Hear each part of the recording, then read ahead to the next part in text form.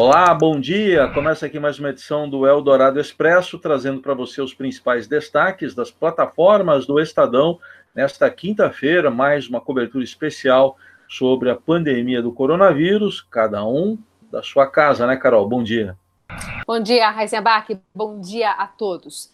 A gente começa com o cenário econômico daqui, da economia brasileira, que não é dos melhores. Não é dos melhores porque o Banco Central reduziu de 2,2 para zero.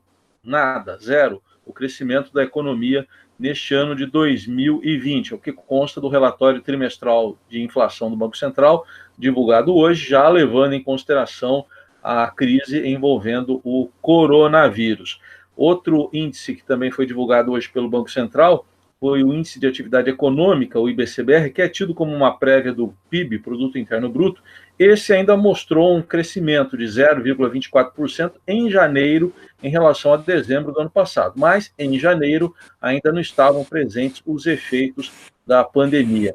Isso vai aparecer possivelmente nos próximos relatórios. O Banco Central também recomendou nesse relatório cautela em relação à política de juros, lembrando que na semana passada houve um corte. A taxa básica de juros caiu de 4,25% para 3,75% ao ano, na tentativa de estimular a economia.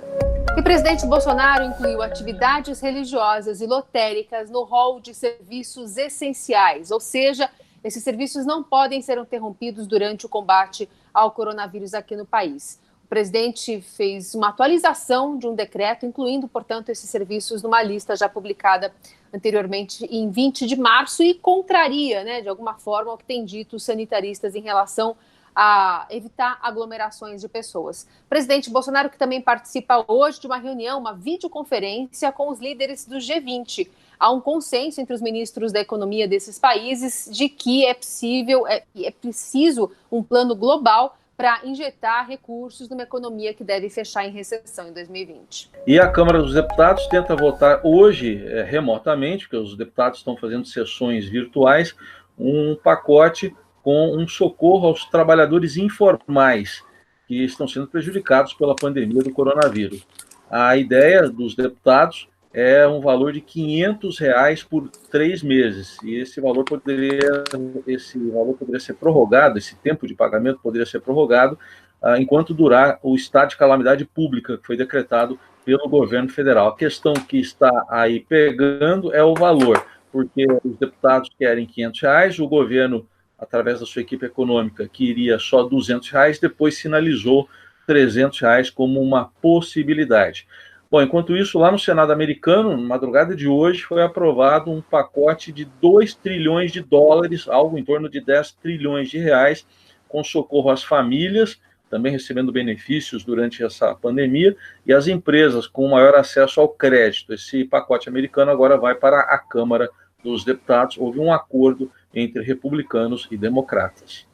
E vamos falar também sobre um sopro de esperança. Você deve ter ouvido falar já da hidroxicloroquina, que é um remédio já usado para malária, para artrite, para lúpus, e que agora faz parte de um estudo brasileiro, o primeiro estudo clínico do país, que já poderá ter resultados em até 3 meses e vai determinar a potência, como é que essa substância pode ser usada no tratamento de Covid-19. É um estudo grande, com 1.300 pacientes e 70 hospitais envolvidos.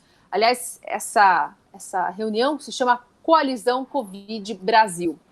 Só para atualizar os números mundiais, envolvendo o planeta, são já 413 mil casos confirmados de coronavírus no mundo, sendo 18 mil mortes aproximadamente. Um confinamento, segundo a ONU, de 3 bilhões de pessoas. Aqui no Brasil, 57 pessoas morreram, 2.400 testaram positivo para coronavírus. E o Estadão também traz hoje um levantamento do Ministério da Saúde, pedindo inclusive recursos para o Ministério da Economia, de pelo menos 410 bilhões de reais. É o que deve ser necessário para atender a população aqui no Brasil, no SUS, no Sistema Único de Saúde, pacientes de coronavírus. E o futebol brasileiro também tenta ajustar as suas contas à pandemia do coronavírus, com essa crise toda provocada com a paralisação das competições. Mas, até agora, não houve acordo entre os clubes e os atletas. Os clubes inicialmente queriam uma redução salarial de 50%, foi recusada,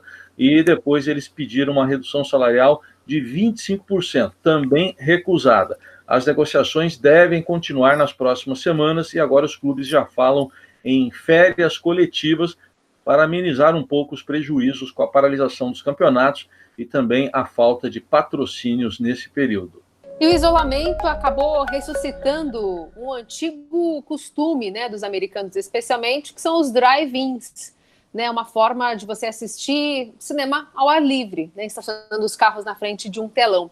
Tem reportagem no Estadão de hoje falando de um especificamente que fica em Kentucky, que está tendo uma grande procura por famílias que estão vivendo, né, o isolamento social, não podem ir ao cinema, não podem ir aos shoppings, mas podem assistir filmes nesses locais ao ar livre.